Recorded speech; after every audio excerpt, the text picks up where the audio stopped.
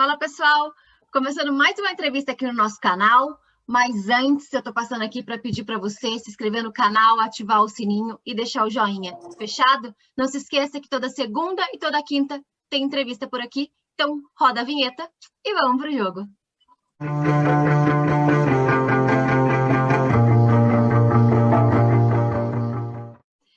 Nosso entrevistado de hoje foi goleiro formado na base da Ponte Preta. Quando pendurou as luvas, em 1997, começou a trabalhar como treinador de goleiro e depois como auxiliar técnico. Já em 2018, iniciou a carreira como treinador, também na Ponte. De lá para cá, passou por outros clubes como o Paysandu, o Sampaio Corrêa e o Santa Cruz. O Vamos para o Jogo recebe hoje o técnico João Brigatti. Brigatti, muito obrigada por ter aceito o convite, viu, para conversar com a gente. Eu sei que você está aí na correria, no curso da CBF, mas arrumou um tempinho aí para atender o Vamos para o Jogo. Muito obrigada. Boa noite a todos. É um grande prazer poder estar aqui falando em relação à minha carreira e em relação ao futebol, que é o que mais interessa, né? E eu que agradeço a você a oportunidade. E é sempre um prazer a gente poder estar aqui novamente falando de futebol, que é o nosso dia a dia, né? Daquilo que a gente vive. Eu, na verdade, acho que não sei fazer uma outra situação, né? Mesmo quando tive algumas situações adversas dentro da minha carreira, eu trabalhei com uma outra situação também, mas aquilo que a gente sabe fazer e entende, né? Que a gente saiba fazer é o futebol, que está no sangue, na verdade, e a gente adora de fazer isso. Eu abri aqui o programa falando que você está fazendo curso, né? Eu queria que você deixasse a sua opinião, o que você acha desses cursos da CBF.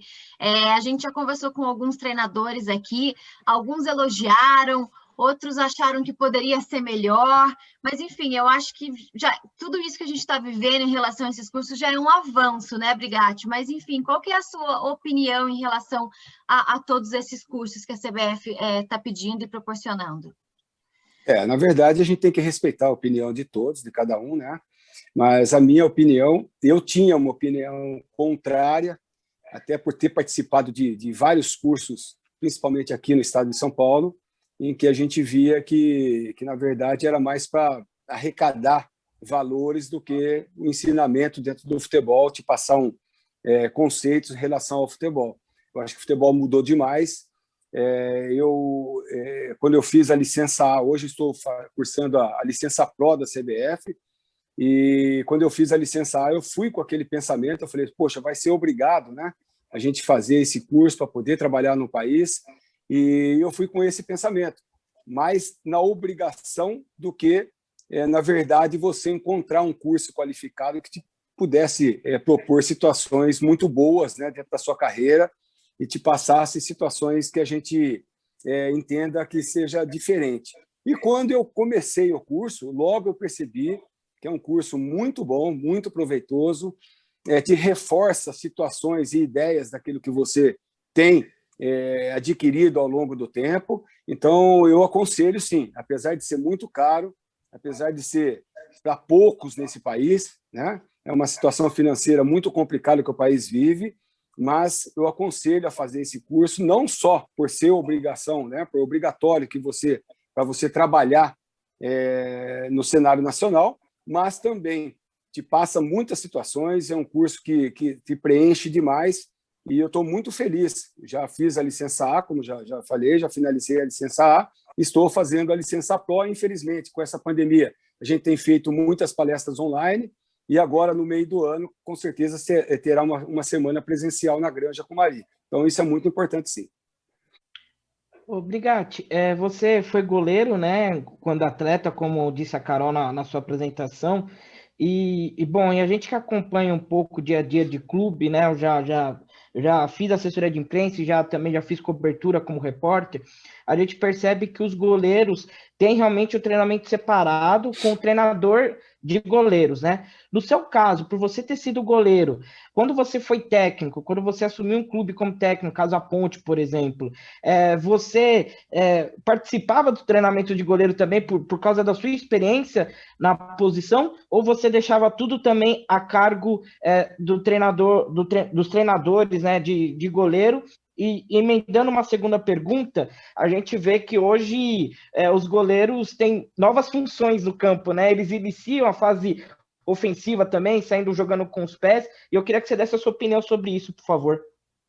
Eu costumo dizer, e até brinco, né, que eu não fui goleiro, na verdade eu dava show, né? Então é uma situação...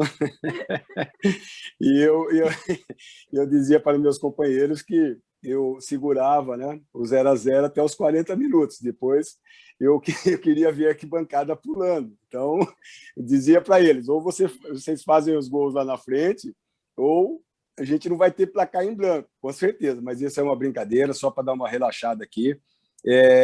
Eu fui goleiro, sim, uma profissão maravilhosa, fantástica. Naquela minha época não tinha... A construção de jogo não começava pelo goleiro. Na verdade, você muitas vezes fazia o tiro de meta para poder pegar a segunda bola e dali começar uma construção de jogo. Acho que mudou demais essa profissão de goleiro. Tem que saber jogar com os pés. Eu acho isso muito importante. Você não pode, ou um clube, um time, não pode começar uma construção com um goleiro simplesmente por falar que é bonito, porque está na moda. Você tem que ter um fundamento para isso, você tem que ter um conceito para isso, você tem que passar para os atletas uma organização tática, por que você está fazendo essa saída, essa construção começando com o goleiro. Enfim, são entendimentos que você tem que passar para os atletas. Na minha época,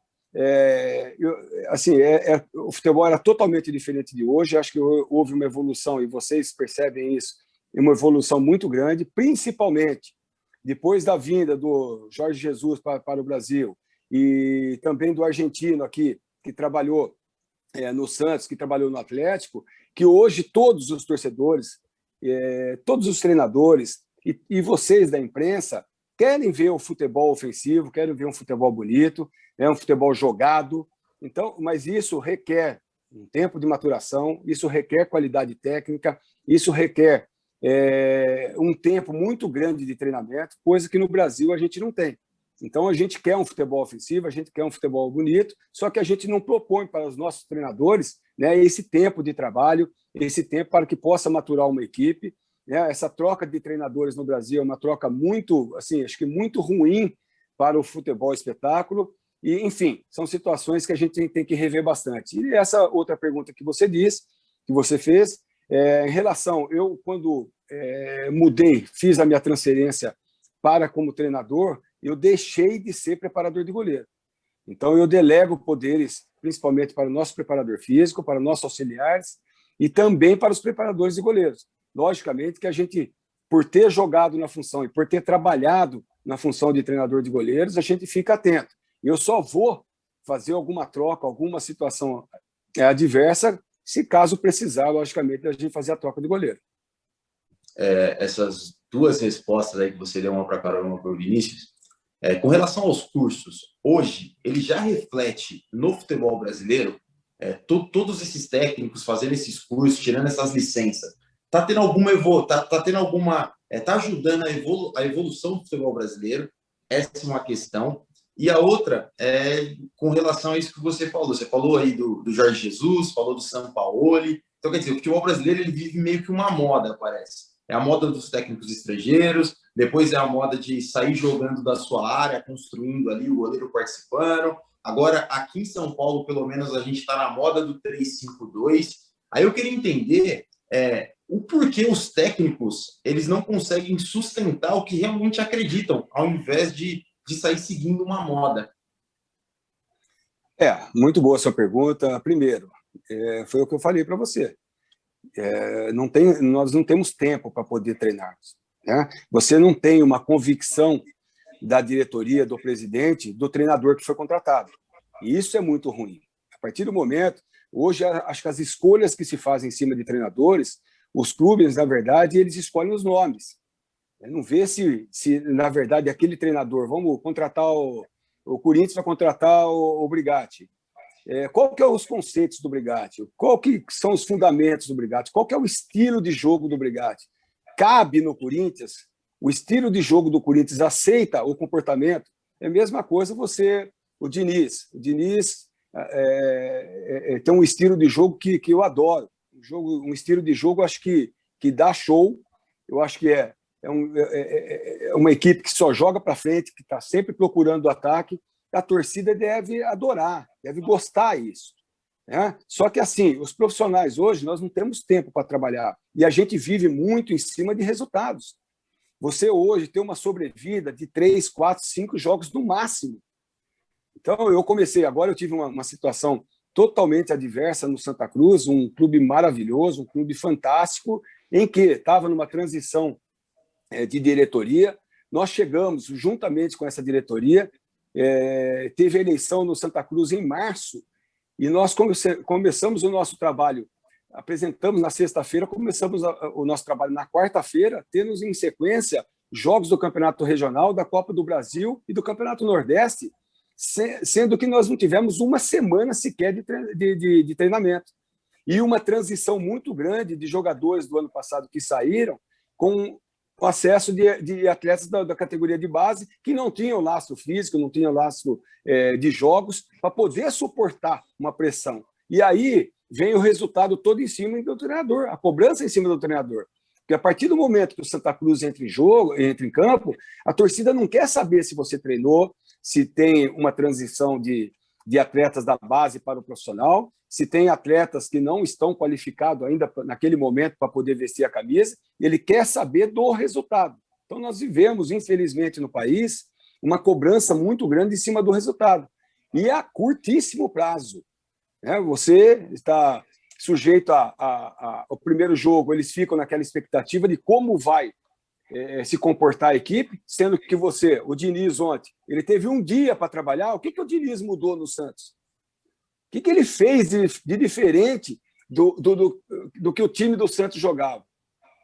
Então, a gente tem que tomar um cuidado muito grande, que o futebol está caminhando por uma situação muito complicada, uma cobrança muito complicada.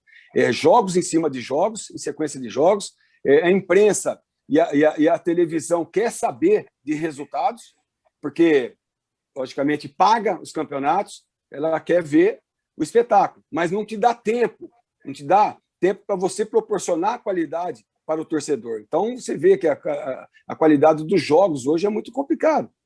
A gente vê times que a maioria dos treinadores, eles querem o quê? Defender o emprego. E para defender o emprego, você não faz uma equipe jogar do dia para a noite. Você faz 2 linhas de 4, você quer jogar ali atrás, se defendendo e jogando por uma bola. Eu acho que o caminho é inverso. Você não busca, você não consegue dar um espetáculo, fazer um espetáculo, porque você não teve tempo de treinar. Obrigada, até por tudo isso que você respondeu agora, no Campeonato Brasileiro a gente vai ter um limite, né, da troca de treinadores. Você acha que isso, de uma certa forma, pode ajudar com que o treinador tenha mais tempo para desenvolver o trabalho dele? Poderia sim ajudar, se não houvesse, como eu diria para você hoje, aquele jeitinho brasileiro, como aconteceu agora no Santa Cruz quando eu saí. Na verdade, eu fui demitido do Santa Cruz. Até por questões, nós conversamos com o presidente, com a diretoria, precisávamos mudar totalmente a nossa filosofia de trabalho. A gente teria que abrir mão de um campeonato para poder treinar, visando o Campeonato Brasileiro. E quando eles me mandaram embora, para minha surpresa, veio que a gente tenha feito um acordo. E quando você faz um acordo, você não entra nessa cota de 2 treinadores. Então, isso é muito preocupante. Então, aqui no Brasil, não adianta vir leis da CBF, da FIFA, se a gente consegue, né, com esse jeitinho brasileiro, ter situações diferentes. Então, isso é muito complicado. Eu acho que ajudaria demais. No meu entender, acho que 2 treinadores é um número bom, desde que você, logicamente, siga as regras, né? Obrigado. Eu quero até confirmar, na verdade, essa informação com você, né? Como a Carol disse, às vezes quando a gente pesquisa na internet vê muita coisa errada. E eu queria confirmar se você de fato trabalhou como preparador de goleiros, como treinador de goleiros na seleção jamaicana. Isso procede? Sim, procede. Em Ah, 2011, né, nós trabalhamos na Jamaica, eliminatórias para a Copa do Brasil, na verdade, e eu não cumpri, né, não fui até o final porque eu recebi uma proposta do Shonan Dragons da Coreia e também, por situações de salários atrasados, eu preferi terminar meu ciclo, né, internacional na Coreia do Sul, que é um país maravilhoso também, mas eu só tenho recordações muito boas da Jamaica, um país fantástico, maravilhoso, um povo sensacional, uma ilha, na verdade, de 3 milhões e quase 4 milhões de habitantes, em que eu fui muito feliz no tempo que eu estive lá trabalhando na seleção da Jamaica. legal. Então, em cima disso, eu queria te perguntar o que mais chamou a atenção no futebol da América Central, né? No futebol caribenho. Porque aqui no Brasil, a gente, lógico, tem o contato com o nosso futebol brasileiro, com o futebol sul-americano, por causa da Libertadores, da Copa Sul-Americana. O próprio futebol asiático também a gente tem um pouco de noção, porque muitos brasileiros vão para lá, né? E você acabou de falar que foi um dos brasileiros também que trabalhou na Ásia. Futebol europeu, então nem se fala, né? Tá todo dia na TV. Agora, futebol da América Central. Diz pra gente, define pra gente como que é o futebol na América Central. O que mais chamou a atenção, tanto de maneira positiva como negativa lá na Jamaica? Na verdade, na Jamaica, por ter trabalhado na seleção nacional, a gente tinha algumas situações favoráveis, né? A nossa comissão técnica, já que a gente, basicamente, a gente ficava nos Estados Unidos e na Inglaterra. Porque no futebol jamaicano, o campeonato nacional da Jamaica é muito fraco, mas muito mesmo. Não tem você buscar qualidade, principalmente para compor uma seleção nacional. O que acontece é que os jogadores jamaicanos, na verdade, ele vai até o terceiro ano do ginásio e muitos olheiros dos Estados Unidos, de universidades dos Estados Unidos e da Inglaterra, acaba por captar esses atletas e leva para os Estados Unidos para jogar nas suas universidades e nos Estados Unidos. Então, a gente ficava restrito a, basicamente, buscar em universidades atletas que são jamaicanos, para poder compor e, logicamente, fazer a convocação da seleção jamaicana. Até porque o campeonato nacional da Jamaica é muito fraco, muito limitado, não tem uma visibilidade, e para você ter uma seleção forte, você tem que buscar atletas em outros países, basicamente nos Estados Unidos, na Inglaterra, que né, na verdade, que eles acabam estudando e jogando pelas universidades. E não tem nada, mas e de bom? Não teve algo positivo que te chamou a atenção, assim, entre os atletas jamaicanos, entre a estrutura do futebol? A estrutura também, basicamente, era muito fraca. Hoje tem um centro de treinamento que melhorou demais, a gente tem contato com eles, basicamente, quase que mensal, né? Eu converso muito com os atletas, muito com comissão técnica que permanece lá até hoje. Melhorou um pouco até por causa desse centro de treinamento que fizeram para a seleção jamaicana, mas, enfim, o que chama de atenção é o povo jamaicano, um povo fanático por futebol, adora o futebol brasileiro e não vê a hora, né, da seleção jamaicana poder ser forte para poder disputar uma Copa do Mundo, enfim. Mas eu acho que vai levar um bom tempo ainda. Por quê?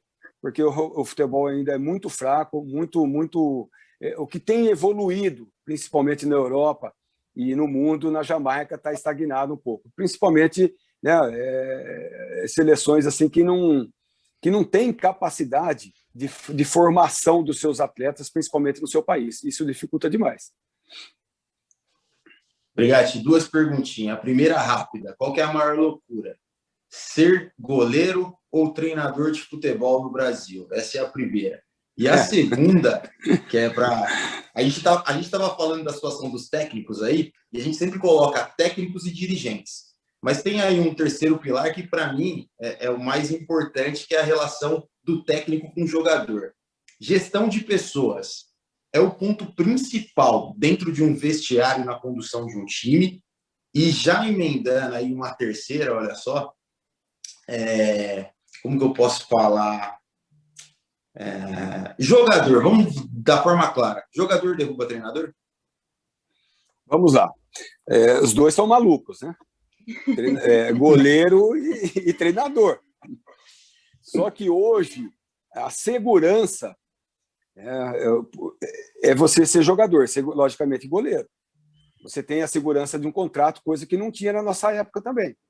Então, hoje você faz um contrato de 1 ano, que é diferente, né, de jogadores para o treinador. Você tem essa segurança como jogador de permanecer 1 ano no clube ou, logicamente, você receber até a sua totalidade esse seu contrato. Já não acontece isso com o treinador. Até porque treinador de futebol não é profissão. Nós não estamos regularizados pela FIFA, pela CBF, enfim, no país, né, você não tem a profissão técnico de futebol, não é profissionalizado. Então, eles estão, logicamente, correndo atrás disso. Tem a FBTF, que é a Federação dos Treinadores de Futebol do Brasil, estão correndo atrás para poder regularizar, mas, enfim, é uma profissão muito difícil, até porque você vive em cima de resultados, mas a curto prazo. Isso é muito ruim. Isso não te dá tempo para você poder desenvolver o seu trabalho, a sua filosofia de jogo, os seus conceitos, para que você possa, logicamente, buscar um futebol melhor. A outra é dentro de você trabalhar dentro do vestiário. Isso é muito importante. Isso é muito importante. O treinador tem que saber como conversar com os atletas. E essa já emendo essa sua segunda pergunta com a terceira. Se você não saber ou não souber gerir um grupo, você, logicamente, você está fadado a cair no cargo. E aí os jogadores se derrubam, sim. É muito velado, mas isso acontece. Você tem que ter um tato muito grande, você tem que saber, principalmente com atletas que se julgam, na verdade, titulares da equipe, que muitas vezes eu passo para eles que o campo mostra quem vai ser o titular, né? Os treinamentos mostram quem será o titular da equipe, mas, enfim, tem muitos que pensam que né, o rei da cocada preta, na verdade. Né? Eles acham que não precisa treinar, ou no limite deles está ótimo, não vê que o futebol mudou e mudou demais, que você necessita hoje, lá na frente, dos atacantes já começarem a sua marcação para que a sua defesa não sobrecarregue. Enfim, são situações que você tem que tem que ter um cuidado muito grande, tem que saber lidar com esses atletas, porque, respondendo a sua pergunta, eles derrubam o treinador, sim. Agora, só para emendar, Carol, rapidinho, e juntamente com essa análise, como que você acha que vai ficar o cenário com essa nova regra da CBF? Porque fica claro, e essa é uma confirmação, que jogador derruba treinador, e a gente sabe, como torcedor que está aqui do outro lado, que isso acontece mesmo. E agora com essa nova regra que, tipo, a gente, esquecendo o jeitinho brasileiro, não vai poder trocar de treinador a hora que der esses atritos no clube? Na verdade, o que eu vejo é que você precisa de respaldo, o treinador. O respaldo vem do presidente, do executivo de futebol, do diretor de futebol, enfim, de cabeças que mandam no clube, que logicamente que não visam apenas a parte financeira, porque hoje o ponto mais fraco de uma equipe é o treinador. Hoje são atletas que custam milhões, que o presidente vislumbra ganhar X com determinado jogador, e se ele não está atuando bem, e se ele não está treinando bem, ou, enfim, se ele está passando por uma situação adversa que não pode, naquele momento, ser o titular da equipe, sobra para o treinador. Então, isso, e os atletas, eles se aperceberam disso. Eles sabem que o ponto mais fraco de uma equipe é o treinador. A gente não adianta você... a gente já vê vários casos aí dentro do futebol que, do dia para a noite, troca treinador. E você não sabe o porquê que está acontecendo isso. Geralmente, por ter barrado, por ter ido contra algumas situações, principalmente com presidentes, com diretores, como eu já disse. Enfim, são situações que deveriam ser mudadas, ou você fazer um contrato, ter um contrato muito forte que te garante também, né, em cima de você poder trabalhar em cima dos atletas e poder definir a sua própria equipe, poder deixar algum atleta que é mais valorizado na sua equipe, não naquele jogo ou alguma situação adversa, deixar no banco. muitos jogadores que a gente vê que estão jogando, que não está rendendo, é porque o presidente vislumbra uma venda e precisa, logicamente, da parte financeira. E isso acarreta em cima do treinador situações desagradáveis e você ter que jogar a favor do presidente, senão você, logicamente, põe seu trabalho em risco. Obrigada. A gente está entrando na reta final aqui da nossa entrevista. Antes da gente partir para o nosso bate-bola, eu queria voltar lá no começo da sua carreira, na Copa do Mundo Sub-20 de 83, porque era muita gente boa, né? Dunga, Bebeto, Jorginho. Queria saber que lembrança que você tem, que você pode dividir com a gente, porque a gente brinca aqui que parece que nessa época o futebol era mais legal, sabe? Eu não sei se é porque a gente era criança e parece que tudo era mais lúdico. Enfim, que lembrança que você tem, que você pode dividir com a gente de um elenco tão recheado de tanta gente boa? Nossa, nós temos muitas lembranças boas. A gente tem um grupo, para você ter uma ideia, do Campeonato Mundial de 83, que foi no México. Esse grupo a gente se fala diariamente, é só gozação, só brincadeira, com o Dunga, com o Bebeto. O Bebeto pouco participa, né? Mas tem o Hugo também, que era o outro goleiro.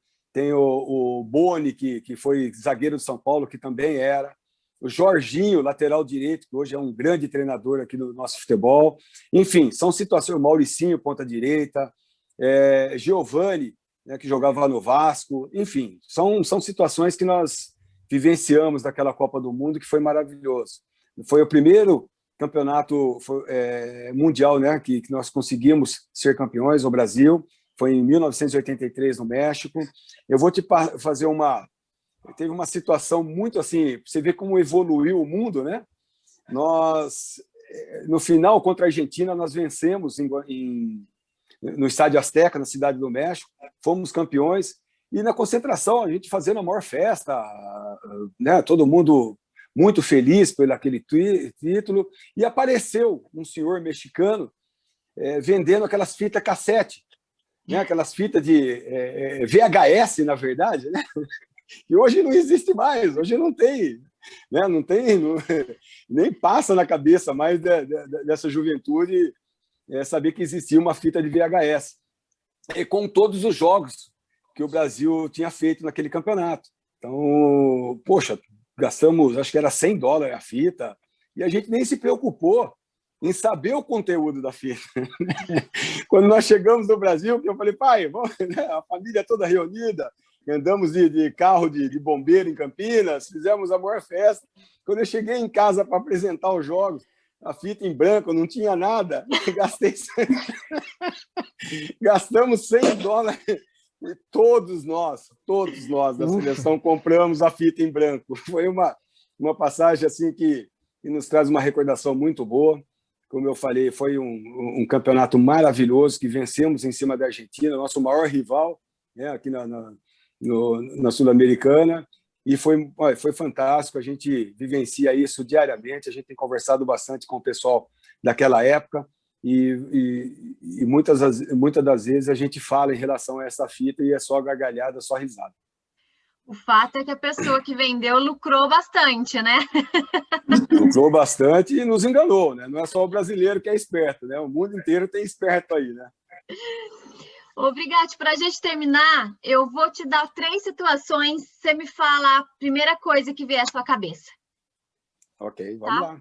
Para quem você daria um troféu? Ayrton Senna. É a sua grande referência? É minha grande referência. Até há pouco tempo atrás passou aqui o falecimento dele, já fazem 27 anos. Olha como o tempo passa. Foi um grande ídolo que marcou demais, principalmente todos os domingos, né? Que a gente estava nas concentrações, assistíamos às corridas de Fórmula 1. Poxa, ele era uma maravilha, uma emoção muito grande quando o Galvão Bueno, né, narrando aquelas corridas e o Ayrton Senna vencia. Aquilo me marcou demais. Foi fantástico.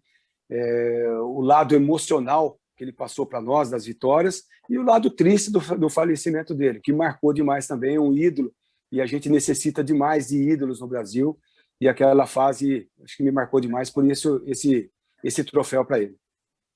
E qual figurinha não pode faltar no seu álbum? Não pode faltar, são vários atletas. Eu acho que o futebol está tão escasso de craques que acho que não poderia jamais deixar, seriam eternos. Pelé, o Pepe, que eu convivi com ele na Ponte Preta, o seu Pepe, ele é fantástico. O Ronaldinho Gaúcho, fenômeno. Enfim, todos esses atletas que Rivaldo, que eram atletas de qualidade, que dava, né, uma qualidade tão grande e passava para nós uma confiança tão grande que a gente podia jogar contra a Alemanha, contra a Holanda, que a gente poderia vencer as partidas. Passava essa tranquilidade e essa confiança para nós, coisa que nós não temos hoje, temos pouquíssimos craques. Enfim, eu poderia ser imortais. Então, são esses atletas, na verdade, que não poderia faltar no meu álbum. E se você pudesse escolher quem seria o camisa 10 do seu time? Já pode ser aposentado, já pode ser de outro país, enfim. Um camisa 10 que você admira. O camisa 10 que eu admiro, que eu admirei demais, foi o Dicá da Ponte Preta. Né? Eu digo Dicá porque eu cresci na Ponte Preta vendo o Dicá jogar. E era um maestro mesmo dentro de campo. Né? Então, o Dicá foi fantástico, foi maravilhoso. Como o Carlos goleiro, né? Na minha posição, que eu ia no campo, garoto, para ver esses jogadores jogarem, e só trouxe coisa boa para nós. Né? Então, a gente foi uma referência, a gente está assim, também com muita falta de referências, né? Principalmente nos jogos. Mudou bastante, né? A gente ia nos jogos para ver essas equipes que, na verdade, marcavam, né, os clubes por tanto tempo que eles jogavam nos seus clubes. Hoje você não consegue, se você pegar o campeonato do ano passado, que o Palmeiras foi campeão, você não consegue passar a escalação deles. Então, isso não marca mais. Né? Hoje está muito, assim, tá muito rápido o futebol. Então, o Dicá, eu ponho ele como uma referência. Mas tem o Ademir da Guia, tem o Zenon, que foi de Campinas também, que jogou muito no Guarani. São vários atletas que... Mas eu daria o camisa 10 para ex-atletas, como eu disse aqui, né? Principalmente a todos esses atletas que, para mim, poderiam ser imortais. E para terminar, o Brasil tem um craque já para substituir o Neymar? Um fora de série? Não tem, não vejo isso ainda. Né? Então, uma dificuldade muito grande, principalmente na formação de craques. O que eu vejo é que a seleção, principalmente o Tite, né, tivemos uma aula agora na Licença Pro, ele está buscando mais o conjunto do que a individualidade. Antes a gente tinha muitos craques, que logicamente fortaleciam o conjunto, e hoje nós não temos tantos craques, mas estamos em busca de um conjunto mais forte. Então, esse é o pensamento de todos, principalmente do Tite e de nós treinadores no Brasil. A gente busca muito mais o conjunto hoje do que alguém que consiga desequilibrar uma partida. Então, acho que é isso. Então, acho que a busca é sempre em cima do conjunto, logicamente, pela falta de craques, principalmente na formação de base. Brigatti, queria te agradecer, muito obrigado, foi ótimo bater esse papo com você, viu? Nossa, muito conteúdo. A gente gosta muito quando o convidado traz coisas que a gente pensa, que faz a gente refletir depois quando o bate-papo termina, e essa entrevista foi assim. Desejo saúde para você, para toda a sua família, e boa sorte na sua carreira aí. Espero que em breve a gente possa te ver aí à frente de algum time, viu? Muito obrigada. Eu que agradeço pela oportunidade. Já estamos em contato com alguns clubes aí, e eu tenho certeza que para o brasileiro a gente vai estar atuando. E mais uma vez, é só vocês dar um alô aí que a gente participa, e quem sabe já em algum clube, né? Principalmente para a gente poder disputar esse campeonato brasileiro da Série C, da Série B, enfim, estando atuando no Brasil. Bom, pessoal, essa foi a entrevista com o técnico João Brigatti. Se vocês curtiram, deixa o joinha, se inscreva no canal e envia também o link para o coleguinha que você acha que possa gostar do conteúdo. Não se esqueça que toda segunda e toda quinta tem vídeo novo por aqui. Samuel Nascimento, Vinícius Bacelar, até a próxima e vamos para o jogo. Vamos para o jogo. Vamos pro jogo.